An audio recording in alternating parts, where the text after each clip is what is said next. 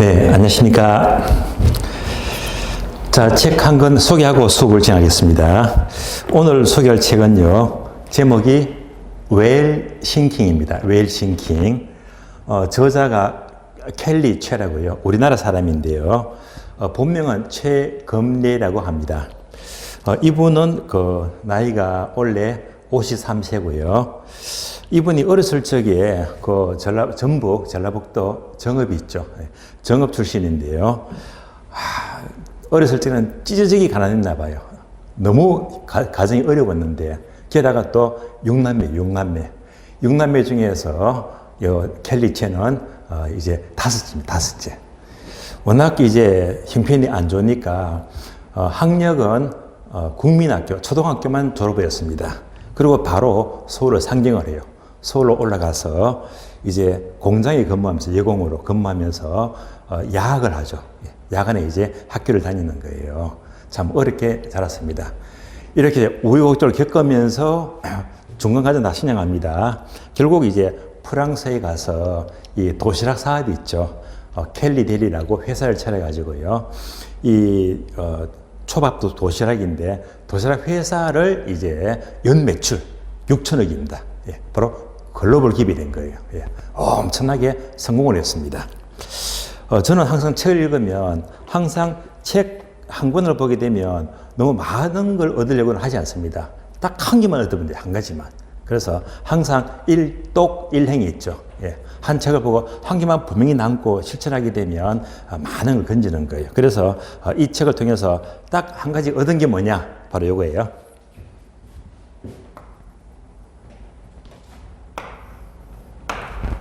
삼삼입니다. 삼삼. 자, 삼삼이 뭐냐? 자, 첫 번째 삼은요,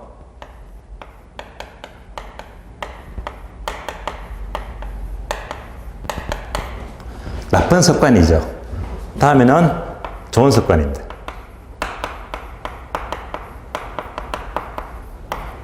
그래서 이 책을 통해서 딱 한 가지 제가 분명히 얻은 점은, 세 가지 나쁜 습관을 세 가지 좋은 습관으로 바꾸자는 겁니다. 여러분도 이 강의를 들으면서 곰곰이 생각을 해보세요. 나의 세 가지 나쁜 습관이 뭐냐? 그렇다면 그거를 바꿔야 됩니다. 뭘로? 좋은 습관으로요. 그래서 이런 경우잖아요. 좋은 습관이 많은 사람은요, 결국 시험을 합격하고요, 결국은 성공합니다. 부자가 돼요. 그러나 그걸로 나쁜 습관이 많으면요, 시험이 될 수가 없어요. 뿐만 아니라 또 인생도 성공할 수가 없다는 말입니다. 결국 인생은요, 나쁜 습관보다는 좋은 습관이 많아야 됩니다. 그래서 저도 한 주 동안에 많은 생각을 했습니다. 나의 나쁜 습관 세 가지가 뭐냐? 그다음에 이걸 어떻게 좋은 습관으로 바꾸지? 근데 곰곰이 생각해 보니까 저의 경우에는 이제 좋은 습관 하게 되면 세 가지가 딱 떠올라요. 세 가지가. 첫째는 책입니다. 둘째는 산책. 그리고 세 번째는 명상입니다. 그래서 책과 산책, 명상은요, 저에게는 루틴이 되어버렸거든요. 그래서 이제 좋은 습관은 바로 떠오르더라고요. 좋은 습관은. 근데 나쁜 습관은 곰곰이 생각해 보니까 최근에 나쁜 습관은 제가 지금 엿길로 세우고 있습니다. 한 달 반쯤 됐는데요. 우연히 시간이 무료해서 모바일 앱을 보니까 피망 막고라고 있더라고요. 고소를 좀 치다 보니까 이상한 줄 모르겠는 거예요. 이것만큼은 요즘 안 좋다 해서 아주 이것만큼은 바꿔야 되겠다. 좀 부끄럽지만은 저의 나쁜 습관인데 곧 고칠 거예요. 자, 켈리 체의 경우에는요, 나쁜 습관 세 가지가 뭐냐 하게 되면요, 첫 번째는 술입니다. 음주. 두 번째는 유희. 자, 이때 유희는요, 주로 이제 드라마를 보거나, 또는 유튜브를 시청하거나, 이런 것들을 보게 되면 시간만 배틀어 먹지, 시간만 계속 좀 먹잖아요. 세 번째는 파티에 참석하는 거.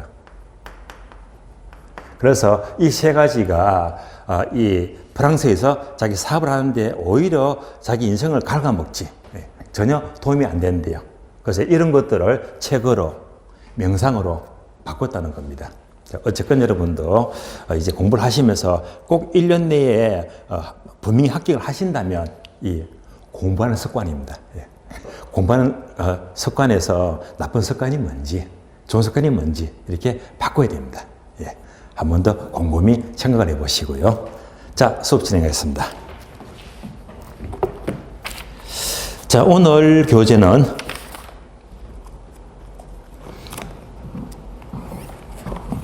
어, 327페이지입니다. 학교에서 가장 어렵다고 하는 감정평가입니다. 자, 그러면 이제 감정평가론 목차부터 먼저 보도록 합니다. 여러분들은 이제 강의 노트를 보시면 돼요.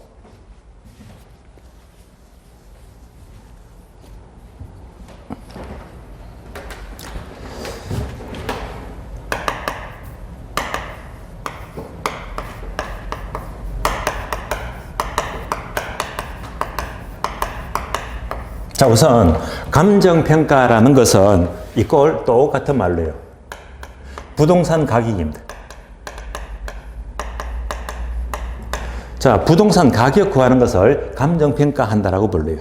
따라서 결국 감정평가 이론 이꼴 부동산 가격 이론이다라고 보시면 되겠습니다.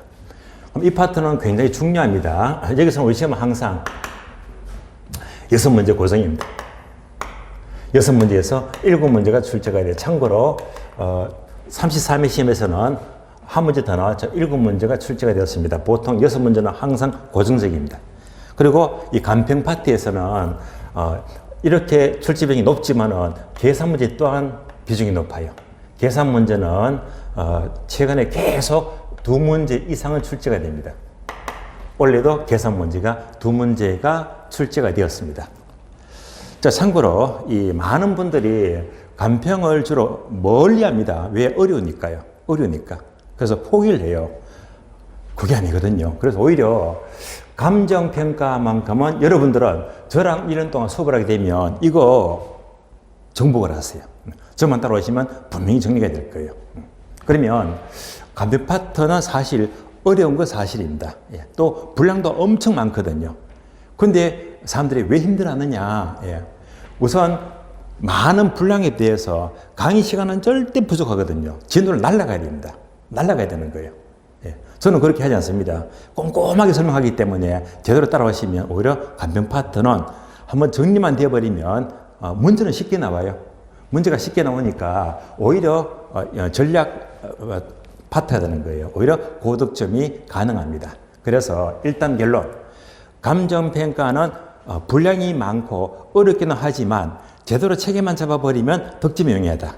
오히려 고득점이 유리합니다. 왜? 문제가 쉽게 나오니까요. 이렇게 보시면 되겠습니다. 자, 우선 이 감정평가 우리 시험은요 6문제가 나온다고 했는데 전반적인 목차는 5개로 구성이 되고요. 이제부터 여러분들은 강의 노트를 보시면 돼요. 첫 번째, 감정평가의 기초론입니다.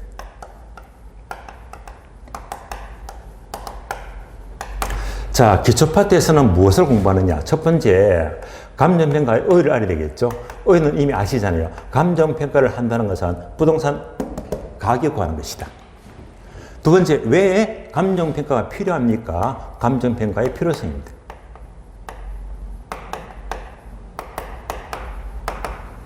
세 번째, 감정평가의 기능은 무엇이냐? 기능.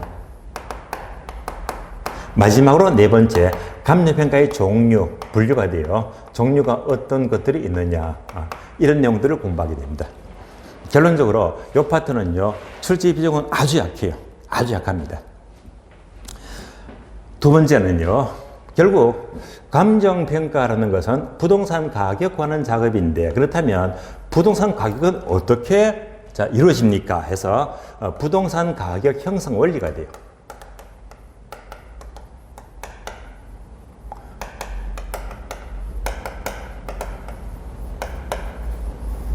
여기서부터 좀 어려워집니다. 그럼 여기서부터는 세 가지만 제대로 정리하시면 되겠는데요. 첫 번째, 가격 발생률입니다.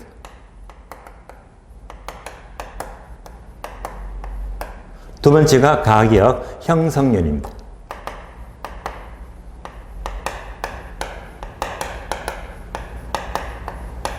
세 번째가 부동산 가격 재원칙입니다.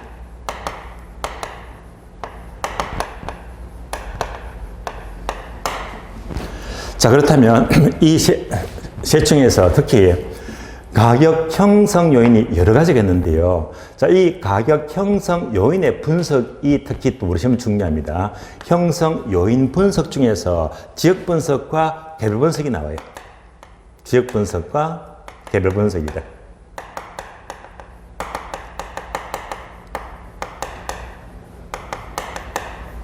그래서 여러분이 시험 준비에서는 특히 자, 2장 파트에서는 두 가지만 제대로 확실히 정리하시면 돼요. 첫 번째, 재원칙이 중요합니다. 재원칙이. 그리고 지역 분석과 별 분석이 또 중요합니다. 그래서 이 두 가지만 집중하시면 공부를 굉장히 잘 하시는 거예요. 그래서 문제가 집중적으로 출제가 되고 있습니다. 세 번째는요, 가장 까다롭고 어려운 파트죠. 바로 감정평가, 부동산 가격 구하는 3방식, 세 가지 방식입니다. 이제 여기서 따로 계산 문제가 출제가 돼요. 그래서 아주 어려워요. 자, 3방식 하게 되면, 강의 노트를 보게 되면 첫 번째가 비교 방식입니다. 두 번째가 원가 방식입니다.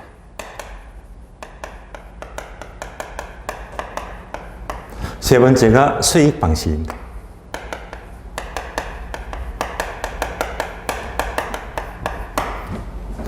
그러면 이 파트에서 각 계산 문제는요, 최근에 계속 두 문제는 무조건 출제가 돼요. 두 문제. 세 문제가 나오기도 합니다. 그래서 두 문제는 무조건 나온다고 보시면 되고요. 계산 문제가 집중적으로 출시되고 있고, 계산 문제도 공식만 제대로 정리하시면 이 파트도 크게 어려울 바는 없습니다. 근데 감정평가 소홀히 하시는 분들은 굉장히 어렵다고 하시더라고요. 다음 네 번째. 네 번째는 감정평가가 하는 규칙입니다. 감정평가 규칙이 있어요.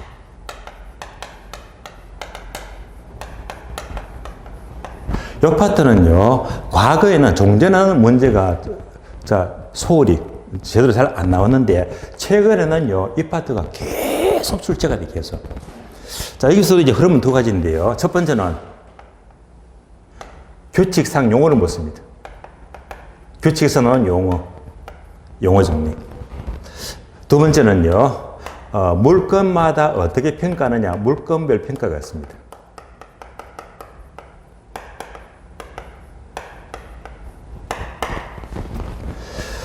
그래서 이제 이 파트도 반드시 출제되기 때문에 일단 시험에 집중 출제되는 부분들은 제대로 정리하셔야 됩니다. 그리고 다섯 번째, 마지막으로 부동산 가격 공시지도예요.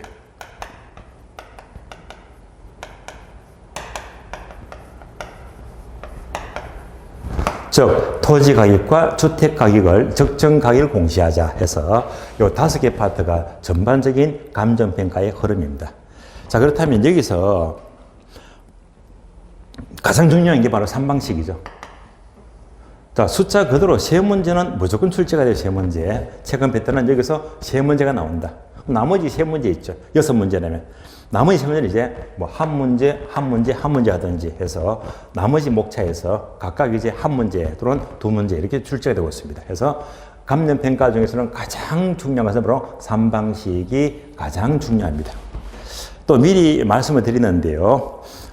가장 분량이 많은 파트가 바로 2장하고 3장입니다. 2장, 3장. 그러면 결국 3방식은 포인트가 뭐냐? 포인트는 무조건 공식입니다. 공식. 그래서 이제 공식만 제대로 알게 되면 제 수만 따라오시면 돼요.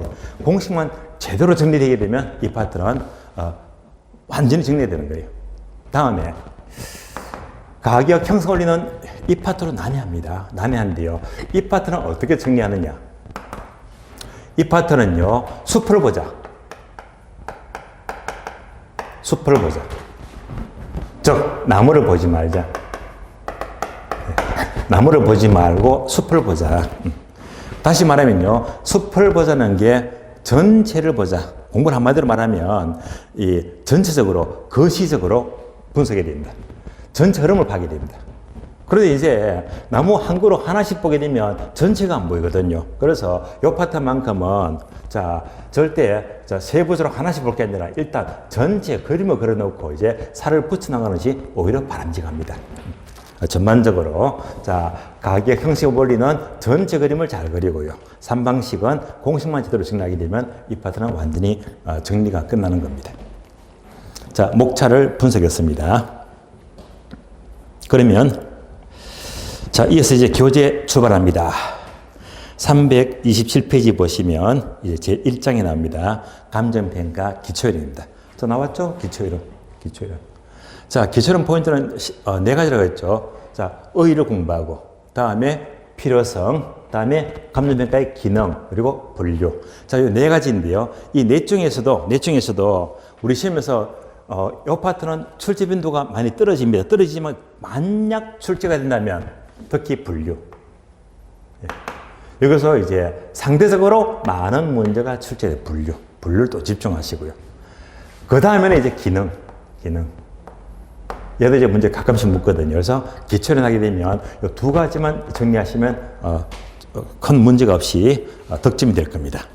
자, 그래서 처음부터 봐요. 자, 교재 327페이지 보시면 자, 네모 1번 감정평가의 정의가 나옵니다. 바로 1번, 2번, 3번 있죠. 여러분들은 합격이 목적이니까 시험에 나오는 것만 보시면 돼요. 그래서 바로 1번만 보시면 되고 2번, 3번 밑에 박스 있죠. 다 X 버리세요. 쳐다보지도 마세요. 안 나옵니다. 그래서 1번만 집중하자. 자, 첫 1번 보시면 감정평가라 하면 자, 밑줄합니다. 토지 등의 경제적 가치를 판정하여 그 결과를 가액으로 표시하는 것 밑줄 하시고요. 자, 그럼 이제 하나씩 볼까요? 토지 등 하면 한마디로 뭐죠? 부동산이에요. 그러니까 부동산의 경제적 가치를 판정해서 가액으로 표시한다. 가액이 바로 가격을 말해요. 그러니까 이거 정리하게 되면 이거 말하잖아요. 결국 감정평가란 부동산 가치를 판정해서 뭘 구한다? 부동산 가격 구한대요. 그래서 부동산의 가치를 판정해서 부동산 가격 구하는 것이다. 한 단어로 줄이면 나왔잖아요. 부동산 가격 구하는 것을 감정평가라고 부릅니다. 자, 의는 쉬운 말입니다. 부동산 가치를 부동산 가격 구하는 작업이다 라고 보시면 되겠습니다. 다음 페이지 넘어갈게요. 자, 네모 2번 보시면 네모 2번 감정평가의 필요성입니다. 필요성. 자, 필요성도 목차가 4개 나오죠. 그러나 여러분들은 2번, 3번, 4번은 굳이 볼 필요가 없고 자, 1번만 이해하시면 돼요. 1번. 자, 1번이 가장 중요한 주된 필요성입니다. 자, 1번 제목이 있죠. 합리적 시장의 형성이 곤란하여 적정 가격에 식별이 어렵다. 이런 말인데요. 그러면 동그라미 1번과 2번이 나옵니다. 자, 1번만 집중하시면서 이해를 합니다. 그래서 1번은요, 모두 한 줄, 두 줄, 밑줄을 그어주세요. 부동산은 부정성 특성으로 인하여 공급이 제한되므로 수요 공급에 의한 균형 가격 성립이 어렵다. 자, 설명드렸습니다. 자, 평가가 왜 필요한가? 그러니까 부동산 특성 중에서 부정성이 나왔죠. 자, 부정성의 특성은 부동산은 땅은 절대로 정가시킬 수가 없잖아요. 땅은 절대 못 만들어요. 신이 아닌 이상 땅은 절대로 정가 못 시킨다. 정가 못 시키니까 결국 공급을 정가 못 시키니까 공급 곡선은 수직이 돼요. 공급 곡선은 수직이 됩니다. 이런 이유에서 자, 합리적 시장이 존재하지가 않습니다. 합리적 시장이 존재하지가 않는다. 이 말은 다른 말로 균형 가격이 성립이 안 돼요. 균형 가격은 성립이 되지 않기 때문에 가격이 성립이 안 돼요. 안 되기 때문에 전문가가 평가를 해야 되겠죠. 그래서 감정평가가 필요한 이유가 됩니다. 평가가 필요하다. 자, 이 흐름을요, 간단하게 그래프를 통해서 한 번 더 이해해 봅니다. 그래프를 제가 2개를 그릴게요.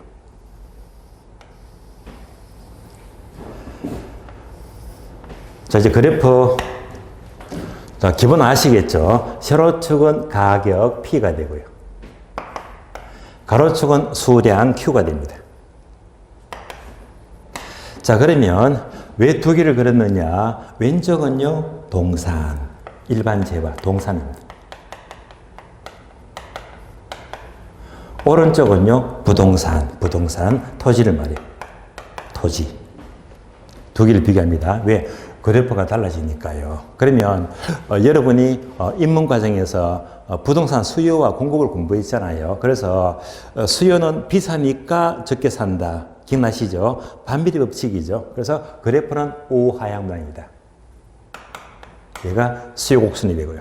다음에 공급 법칙은 뭐지? 공급 입장에서는 가격이 오르면 공급을 증가시킨다고 했죠. 무슨 관계? 비례 관계, 비례 법칙입니다. 이것을 그래프로 그리면 우상향론이 됩니다. 그래서 결국 수요와 공급이 만나는 점에서 균형 가격 결정이 되고요. 그다음에 균형량이 결정이 되는 거예요. 얘가 바로 시장 원리가 돼요. 그러니까 동산은요, 수요도 움직이고 공급도 움직이면서 저절로 가격이 결정이 됩니다. 이 말은 뭐지? 합리적 사항이 있다는 말입니다. 왜? 저절로 가격이 결정이 되기 때문에. 그런데 특히 토지, 부동산은 문제가 돼요. 문제. 그러면 이제 부동산 경우는 수요는 똑같습니다. 비싸니까 적게 산다. 반비례 법칙, 오하향방입니다. 그런데 이제 공급이 문제가 있어요. 공급이 뭐라고 했죠? 부정성. 공급을 절대 증가 못 시킨다고 했잖아요. 그래서 어떤 모양? 수직입니다. 얘가 바로 부정성입니다. 공급이 수직이다. 그러니까 이제 이만큼을 강남을 집어넣자. 강남의 땅은 절대 한정이 되었잖아요. 그러니까 강남의 땅은 양은 절대 한정이 되기 때문에 더 이상 절대로 증가 못 시킨다. 절대 증가 못 시키는 거예요. 이렇게 공급이 한정이 되기 때문에 공급 곡선은 무슨 모양? 수직. 이렇게 수직이 되는 거예요. 그러니까 왼쪽 그림과 분명히 다르잖아요. 그러니까 여기서 이제 가격은 저절로 결정이 될 수가 없다. 저절로 가격이 결정되지 않는다는 것은 합리적 차익이 존재하지 않고 균형 가격은 저절로 결정되지가 않는데요. 그럼 이 그림을 좀 더 쉽게 본다면요. 이렇게 한 번 더, 자, 그림을 바꿔볼까요? 비교해 봅니다.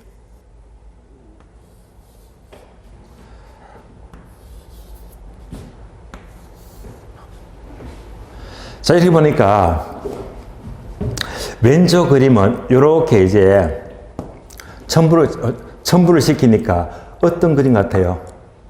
예, 가위. 엿장수 가위 모양이죠. 가위는요, 이렇게 마음대로 움직이잖아요. 얘가 바로 일반 재화시장입니다. 그럼 이제 가위는 저절로 움직이니까, 서로 간에 저절로 움직이면서 균형 가격은 저절로 결정이 되는데, 얘는 뭡니까?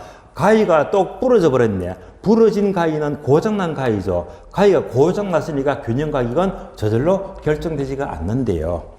않기 때문에 하면 이제 가격을 누가 구하지, 누가? 감정평가사로는 전문가가 감정평가 활동을 필요해서 별도로 가격을 따로 구해야 되는 거예요. 이제 이해되시겠죠? 따라서 이제 평가가 필요한 일은 뭐 때문에? 공급이 수직이니까 가위가 똑 부러져 버렸어요. 그래서 공급이 수직이니까 균형 가격은 저절로 결정되지가 않기 때문에 평가가 필요하게 됩니다. 이렇게만 이해하시면 돼요. 그래서 이제 책을 보시면요. 그걸 1번만 이해하시고 2번, 3번, 4번은 자, 버려도 문제가 없습니다. 굳이 볼 필요가 없는 부분입니다. 다음에 네모 3번 내려가죠. 이제 3번 평가 기능입니다. 자, 평가 기능은 크게 두 가지가 보이네요. 목차를 보시면요. 1번 정책적 기능과 2번 경제적 기능입니다. 요 파트로 이제 아주 가끔씩은 출제가 돼요. 그래서 이제 양자를, 기능이 뭔지를 구분만 제대로 하시면 되겠습니다. 그러면 이제 크게 두 가지 기능인데요. 그럼 먼저 1번 정책적 기능에다가 화살표 적어줄래요? 화살표 적어줍니다. 공적 활동. 다음에 오른쪽 페이지 괄입은요. 경제적 기능은 또 화살표 적어줍니다. 화살표. 사적 활동. 자, 구분되죠? 공적 활동과 관계되면 정책적 기능, 사적 활동과 관계되면 경제적 기능입니다. 그럼 이제 1번 정책적 기능을 보시면서 일단 한 단어 뭐라고 했죠? 공적인 활동, 공적 활동이죠. 공익이 목적입니다. 자, 이런 것들 크게 목차가 4개 나옵니다. 자, 이 4가지는 전부 다 기억하시면서 이해를 하셔야 됩니다. 1번 부동산의 효율적 이용 관리. 그럼 여기다가 땡땡 적어주세요. 가장 대표적인 예가 지역지구제 적어주고요. 지역지구제. 자, 여러분들이 용도 지역지구제는 2차 과목 국토계획법에서 해서 공포에서 따로 공부하시잖아요. 그러면 용도적인 목적이 뭡니까? 효율적 이용을 통해서 결국 지역지구제를 지정하죠. 그래서 이때 이제 지역지구제가 하게 되면 효율적 이용 목적이니까 바로 공적인 활동이죠. 바로 정치적 기능입니다. 2번요. 부동산의 적정 가격 유도, 적정 가격 유도. 자, 여기다가 땡땡 적어줘요. 공시지가, 공시지가. 여기 나왔죠? 나중에 이제 파트 5장에서 공부하겠지만요, 이 공시지가. 자, 공시지가가 바로 토지 가격에 적정한 가격을 유도하는데 이 자체가 무슨 목적이지? 공적 활동입니다. 공적 활동. 그래서 정책적 기능이 됩니다. 다음 3번요. 합리적인 손실보상. 여기다가 땡땡 적어줘요. 표준지 공시지가요. 표준지 공시지가 적어주고요. 표준지 공시지가. 이제 못 박아버렸어요. 여러분들이 이제 우리나라에서 어떤 공공사업을 하기 위해서 수용을 하죠. 수용하면 보상을 하잖아요. 그러니까 모든 땅을 수용해서 보상하게 되면 모든 보상평가는 표준지로서 보상금을 산정합니다. 자, 못 박아버렸어요. 보상평가 이꼴 표준지, 표준지로서 보상평가를 하게 됩니다. 그래서 이제 이 합리적 손실보상은 바로 표준지 공시를 가리키는 것이고 모두가 공적인 활동, 공사과 관계되고 있잖아요. 다음에 4번. 자, 과세에 합리화는 땡땡 적어줘요. 땡땡. 바로 개별 공시지가. 개별 공시지가 적어주고요. 자, 여러분들이 과세, 모든 세금, 국세, 지방세 등등 있잖아요. 이 모든 세금은 여러분들이 2차 과목에서 공부를 하겠지만은 토지의 경우에 모든 세금은 바로 개별 공시지가로 세금을 부과합니다. 예. 이것도 모두가 공적인 활동이고 정책적 기능이 되는 거예요. 자, 한 번 더 반복합니다.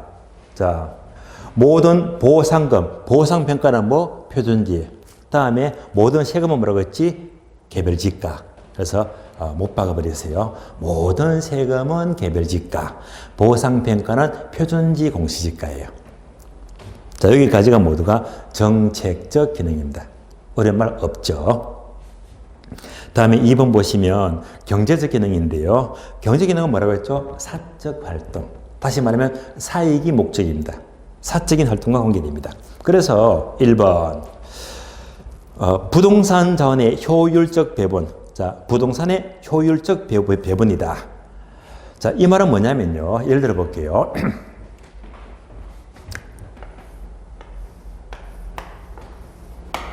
자, 이 건물이 저희 학원 건물입니다. 저희 학원. 군자학원이죠. 그러면 이제 건물이 4층 건물, 4층 건물. 4층 건물인데 저희 학원이 4층에 학원이 있잖아요. 4층 학원입니다. 그럼 이제 이 4층 건물을 편의상은 30억 잡을게요. 30억. 이때 30억 가격은 누가 매깁니까? 감정평가사가. 평가사가 평가하니까 30억 나왔대요. 네. 그러니까 평가사가 평가한 가격 30억을 기준으로 이걸 갖고 이제 사고, 팔고 하잖아요. 얘가 바로 1번입니다. 그래서 자, 이 가격을 기준으로 이제 거래가 이루어진다. 자원 배분의 효율적 배분이 가능합니다. 다음에 두 번째, 부동산 거래 질서 확립과 유지. 거래 질서 확립과 유지. 자, 이 말은 뭐냐면요. 자, 이 가격이 얼마라고 했죠? 건물 가격 30억. 근데 이럴 수도 있잖아요. 감정평가사도 인간인지라 욕심이 나요. 예. 다시 말하면요. 뒤에 돈봉투, 웃돈을 받고 이제 과대평가, 허위평가를 합니다. 허위평가. 그래서 30짜리를 자, 뒷돈 받아 먹고 이것을 50억으로 평가한다. 과대평가죠. 예. 50억 갖고 거래가 이루어진다면 바로 2번처럼 거래 질서가 문란해지는 거예요. 이러면 안 된다는 말입니다. 그래서 항상 감정평가도, 평가사도 윤리의식을 가지면서 어떤 경우에도 흔들림 없이 적정 가격, 얘를 평가해서 거래 질서 확립에 유지하는데 기회를 내야 됩니다.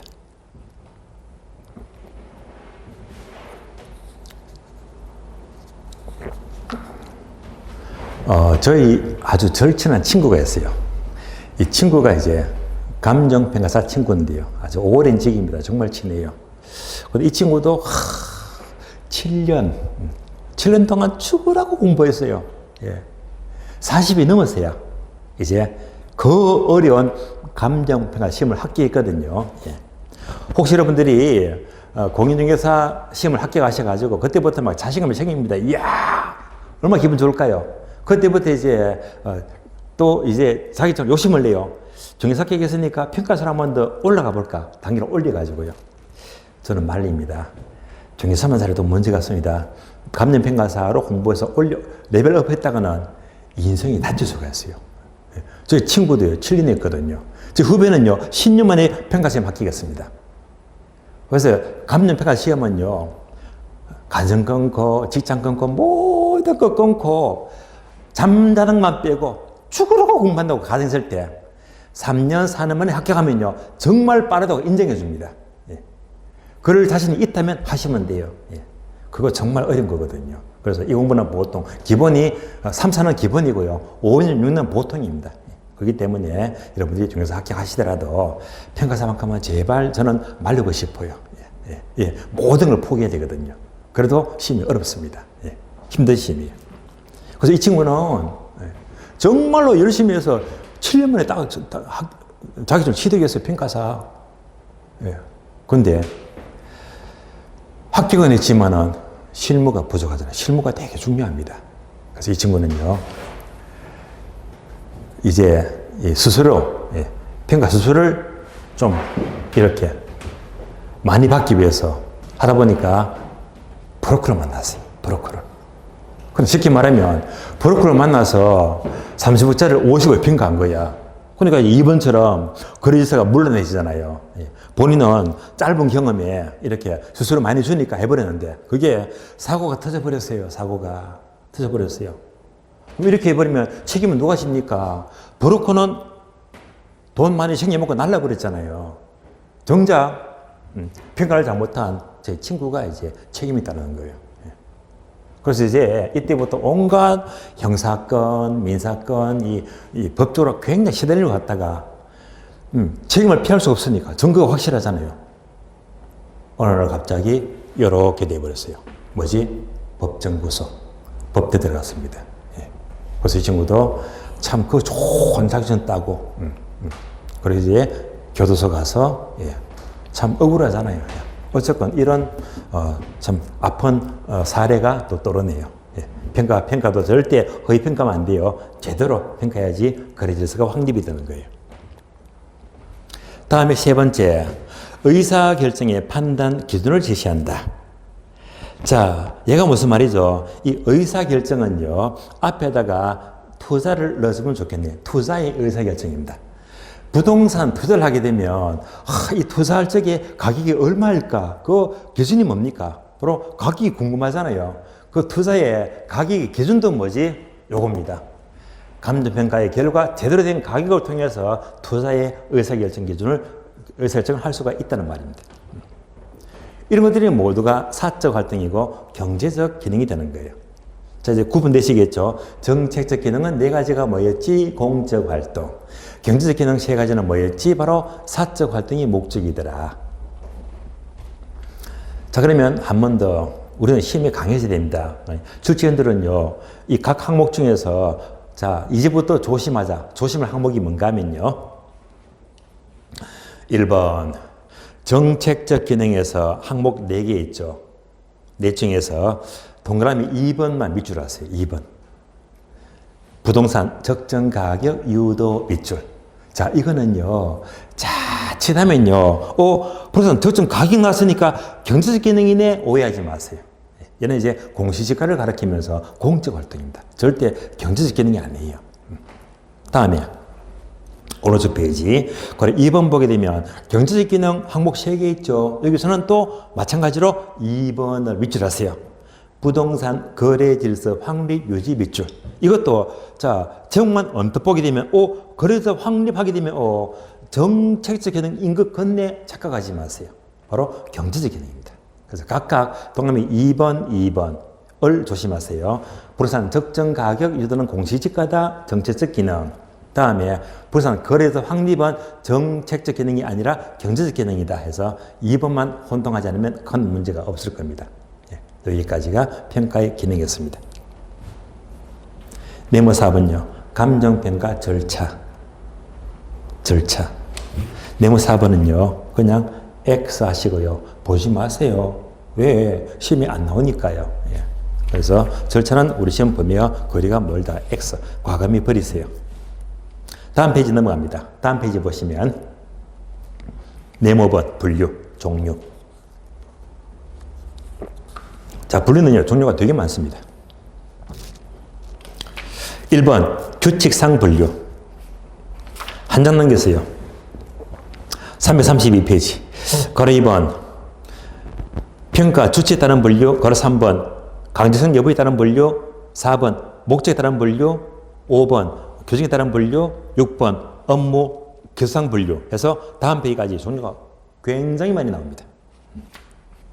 그래서 이 부분도 이제 자 어떻게 정리하느냐 해서 여러분들은 이제 강의 노트를 보시면 돼요. 강의 노트 보시면 자 강의 노트에서 이제 목차 1번 보게 되면 감정평가 기초료는요 의의하고 필요성과 기능은요 요 손가락 표시 있죠. 교재를 통해서 정리를 다 해드렸습니다. 그럼 이제 바로 밑에 보시면 자 네모 감정평가 분류가 나오잖아요. 분류. 자 분류가 이제 크게 두 가지네요. 1번 제도상 분류, 2번 업무 기술상 분류. 이 두 가지로 정리하면 됩니다.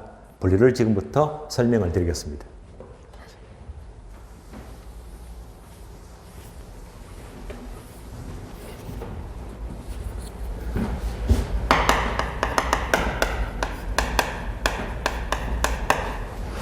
자, 크게 두 가지죠. 첫 번째, 제도상 분류.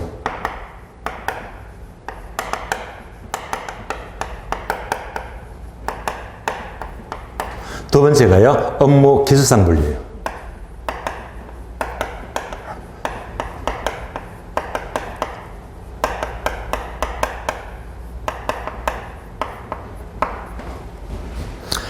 그러면 여러분 편하게 이제 강의 노트 보시면서 약간의 이제 메모 하시면 되는데 첫 번째가 공인평가와 공적평가예요. 자, 강의 노트에 공인평가, 공적평가 해서 평가란 말은 뭐 안 써도 아시겠죠. 노트에 다 나와 있으니까. 그래서 이렇게 보겠습니다. 두 번째, 필수적 평가와 임의적 평가예요.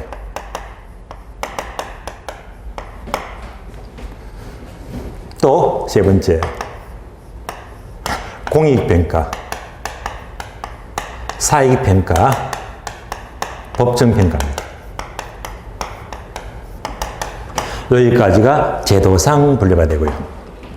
다음에 업무 기술상 분류에서는 먼저 단독평가와 공동평가가 나옵니다. 다음에 현황평가, 다음에 조건부평가, 다음에 기한부평가, 소급평가예요. 다음에는 1차 수준의 평가, 2차 수준의 평가, 3차 수준의 평가. 다음에 참모평가와 수시적 평가. 독립평가와 부분평가예요.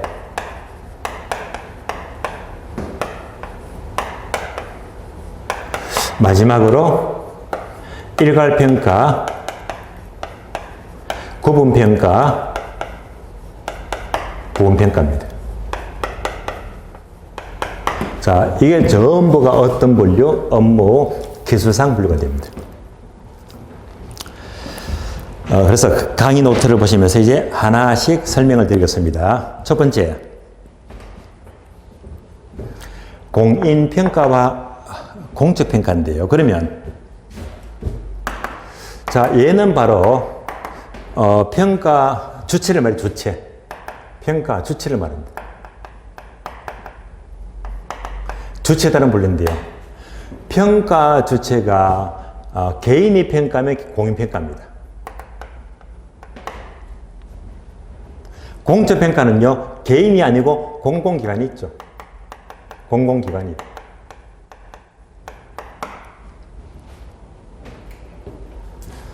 그러면, 자, 우리나라는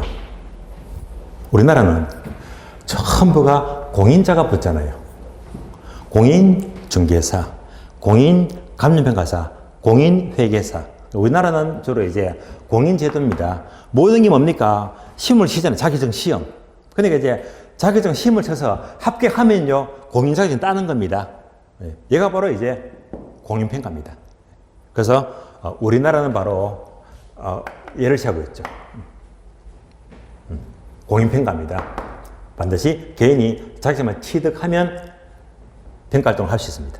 반면에 자, 개인이 평가하지 않고 공공기관, 공적기관이 평가를 한다. 공적평가인데요. 그러면 이런 대표적인 예가 주로 이제 독일입니다. 독일은요, 일반 개인이 평가 안 합니다. 그러니까 이제 평가위원회가 있어요. 평가위원회란 공적기관에서 평가를 하거든요. 이게 바로 공적평가라는 거예요. 그래서 우리나라는 공인평가다, 공인감정평가사입니다. 두 번째, 필수적 평가와 의무적 평가인데요. 그럼 이제 강의 노트 보게 되면 필수적 평가는 메모가 되어 있죠. 뭐? 일정한 사유.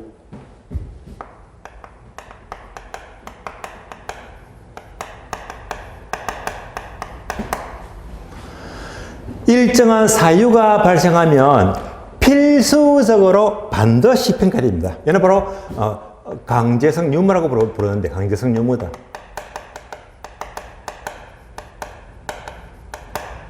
얘는요, 무조건 평가됩니다. 그러니까 이제 필수적 평가는 반드시 평가입니다. 반드시 해야 됩니다. 이런 대표적인 예가 바로 경매평가. 경매평가. 자, 경매하게 되면 주로 어떨 때 경매 들어가죠? 은행에서 건조당을 슬쩍 했는데 3기 연체를 해요. 그래서 원리금을 3기 동안 연체하게 되면 은행은 갇혔습니다. 바로 경매. 그때부터 3기 연체가 되면 부실채권, NPL이 되거든요. 부실채권. 이때부터 이제 NPL로 넘어가든지 경매로 넘어가든지 구분되는 거예요. 근데 이제 항상 경매는 뭐지? 3기 이상 연체됐을 때 이제 경매 출발입니다. 경매. 그럼 이제 이때 경매 물건이 나오게 되면 이때는 예외 없습니다. 무조건 채무 불이행, 원래 못 갚아는 사유가 생기니까 경매 넘어갑니다. 이때는 반드시 경매 평가를 해야 됩니다. 이는 필수적 평가입니다. 자, 경매 평가가 나왔으니까 여러분들 경매 관심 많으시죠? 경매. 그러면 이제 한번 생각해 봅니다. 경매 평가를 하게 되면 감정평가사가 이제 경매 가격을 산정합니다. 감정평가사가 가격 구하거든요. 이때 평가사가 경매 가격 구할 때는 시장 가격보다 조금 더 높게 평가해 줄까요? 아니면 낮게 평가할까요? 높게 평가한다, 낮게 평가한다. 그럴 수도 있거든요. 많은 분들이 경매니까 좀 싸게 낮게 평가하지라고 할 수 있거든요. 아닙니다. 오히려 경매 가격은요, 시세보다 조금은 높게 평가해 주는 것이 일반적입니다. 살짝 높게. 왜 그러냐면요, 어차피 경매 나온 사람들이 얼마나 불쌍합니까? 경매는 힘드네, 경매 나왔잖아요. 그러니까 이제 살짝 높게 해주고. 어차피 신권은 낙찰이 안 되죠. 그러니까 어차피 떨어질 거니까 계속 유출이 될 거니까 떨어질 거니까 처음에는 좀 살짝 봐주는 거예요. 살짝 높게 평가합니다. 보통 원리금이 3기 연체가 되어서 이제 이때부터 겸이 넘어가죠. 예. 겸이 딱 어리에도 넘어가는 순간 기본적으로 이제 신권이 이제 겸미를 할 적에는 이 기간 동안에 약 1년쯤 써요. 1년. 1년 되면 이제 법원에 겸이 올라오는 거예요. 1년 좀 뒤에 대개 이제 겸이 출발합니다. 그럼 이제 이 중간에 뭐하죠? 여기서 이제 감정 평가를 하거든요. 평가. 이 기간에 아마 신권이 이제 겸미되기 전에 한 6개월 전쯤 보시면 돼요. 주로 한 6개월 전쯤 되니까 평가를 하더라. 그래서 이제 결국 평가가 언제 경매가 되기 전에 언제 몇 개월 전쯤 6개월 전쯤 평가하는 겁니다. 그러니까 이제 여러분들이 경매장에 딱 갔을 적에 경매 가격 올라와 있잖아요. 그때 가격 언제 가격이다? 6개월 전 가격입니다. 6개월 전 가격. 그러니까 항상 얘를 감안하세요. 6개월 전 가격이다. 그러니까 이제 현재하고 괴리가 될 수가 있잖아요. 요즘 정말 꽝이야. 불황이라 불황. 너무나 매물도 많고 불황이잖아요. 그러면 이제 이때 경매 올라왔다 하면 6개월 전 가격이니까 이때 6개월 전이면 상당히 높았던 가격이잖아요. 이거를 기준으로 하게 되면 곤란하다. 그래서 절대 경매 물건이 나왔다면 항상 경매 시점에서 주로 6개월 전 평가 가격이기 때문에 경매 가격을 너무 맹신하지 말라. 항상 자 경기에 따라서 요즘은 워낙 불황이기 때문에 가격이 자꾸 떨어지고 있잖아요. 그런 것들을 감안해야 됩니다. 그래서 절대 경매 가격이 이 당시에는 맞았지만은요 6개월 전 가격이기 때문에 그 6개월 동안에 자 높았을 수도 있고 낮았을 수도 있잖아요. 이 경기 흐름을 잘 파악해야 됩니다. 다음에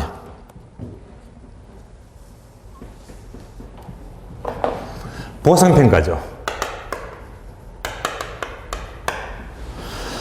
공공사업을 해서 토지를 수용합니다. 수용은 반드시 뭐 손실보상금 지급하죠. 이때 보상평가도 자 결국 공공사업이라는 사유가 생기니까 수용하니까 반드시 보상평가를 해야 됩니다. 어떤 평가? 필수적 평가. 이런 것들이 바로 필수적 평가의 예가 되겠습니다. 다음에 임의적 평가는 자유로운 의사라고 나와 있죠. 자유로운 의사이다. 당사자의 자유로운 의사에 의해서 평가하는 것은 임의적 평가다. 얘는 쉽게 말하면요. 엿장수 마음대로 내가 자 평가를 하고 싶을 때 평가하는 게 바로 임의적 평가입니다. 이런 대표적인 예가 바로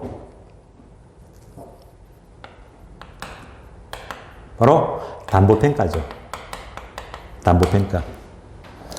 내 집을 대출받고 싶을 때 그때 어려움되는 거예요. 얘가 바로 임의적 평가다라고 부릅니다. 자 그렇다면 두 개 구분되시겠죠. 그럼 여기다 눈에 힘을 주세요. 필수적 평가는 일정한 사유가 생기면 반드시 평가하는데 다 할 필요가 없어. 우리 시험은 19회 때 얘만 출제가 돼요. 얘만. 따라서 이제 구분합니다. 경매 평가는 어떤 평가? 반드시 하는 겁니다. 어떤 평가? 필수적 평가입니다. 따라서 경매 평가는 임의적 평가 X 틀린 말입니다. 경매 평가는 필수적 평가이다. 분명히 새겨두시고요. 다음에 자 공익평가, 사익평가, 법정평가인데 법정평가. 그러면 자 공익평가와 사익평가는 제목 그대로요. 공익이 목적이면 공익평가. 어떤 게 있습니까? 보상평가. 또 세금 매긴다, 과세평가. 모두가 공적 활동이죠. 그럼 아까 전에 보았듯이 그 평가 기능이 있죠. 정책적 기능은 주로 공익이 목적이고요. 다음에 이제 사익평가는 사익이 목적이죠. 주로 경제적 기능을 수행하기 위한 것입니다. 다음에 법정평가는요. 법정평가는 바로 법률의 규정입니다.